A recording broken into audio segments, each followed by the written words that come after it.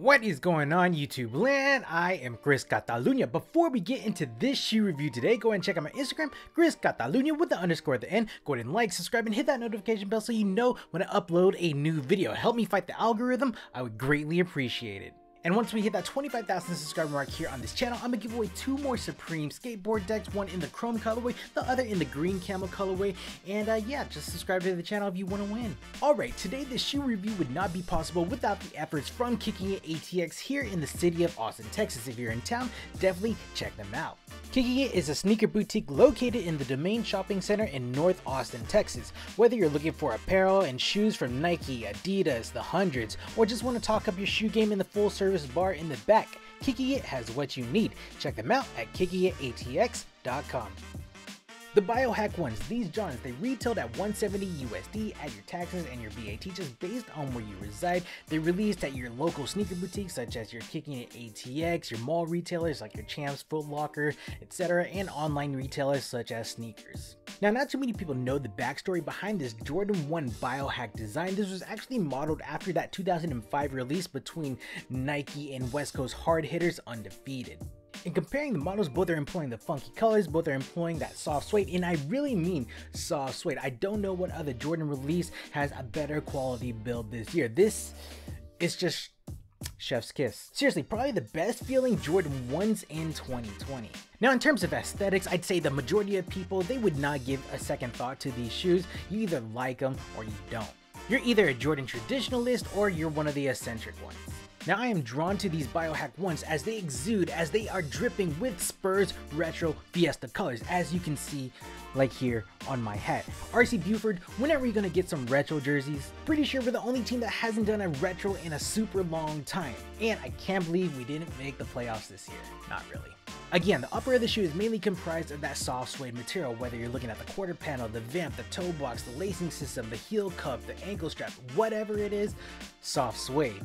The only panels to not fall in line with that soft suede theming is going to be that neon orange nylon foam exposed tongue. We have that neon pink neoprene material going in on the liner where the lateral, the medial, and the heel is heavily padded, and that Nike swoosh done up in a silver leather that reaches from lateral to the medial side of the shoe.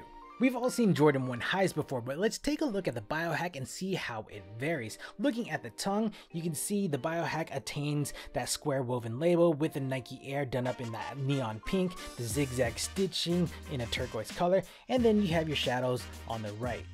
The reverse side of the tongue, it looks like we have some acrylic that is just printed onto the tongue itself versus on the shadows where it is a woven label. One of my favorite features of this pair are the 2 sets of laces that are provided within the box, the default being the black color, the secondary that neon pink, and of the two, I prefer that neon pink.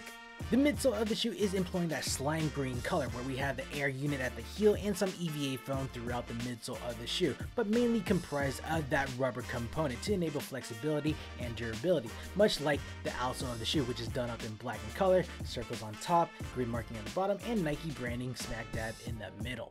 In terms of sizing, normally I'm rocking a size 8.5 or a 9 US, 8.5 being my true to size, and these definitely fit true to size. If you don't know your size in Jordans, provided that it's safe, go to your mall and try out any Jordan over there and then pull the trigger on this shoe elsewhere. In terms of comfortability, if you've never worn Jordan 1s before, they're not the most comfortable shoes right out of the box. If you have plantar fasciitis or need arch supports, you can take out the insole from in here and then put in your own insoles, and that would definitely make it feel 100 times better.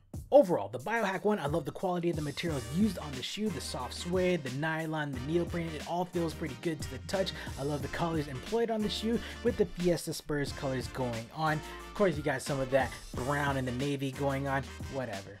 How the Jordan 1 BIOHACKs compare to the 2005 release, the Nike Undefeated Dunks. I would definitely rather have the Dunks or even a re-release of those Dunks. Those just look so much more better than the Jordan 1 BIOHACks. Alright guys, I think this is a good stopping point for this video. What do you think about the BIOHACK ones? Is it a good pickup, a bad pickup? Did you cop today? Let me know your thoughts down in the comments below. Go ahead and check my Instagram, Chris Catalunya with the underscore at the end. Go ahead and like, subscribe, and hit that notification bell so you know when I upload a new video. Fight the algorithm. And again, once we hit that 25,000 subscriber mark here on this channel, I'm gonna give away 2 more Supreme skateboard decks. So definitely sub to the channel. I'd appreciate it.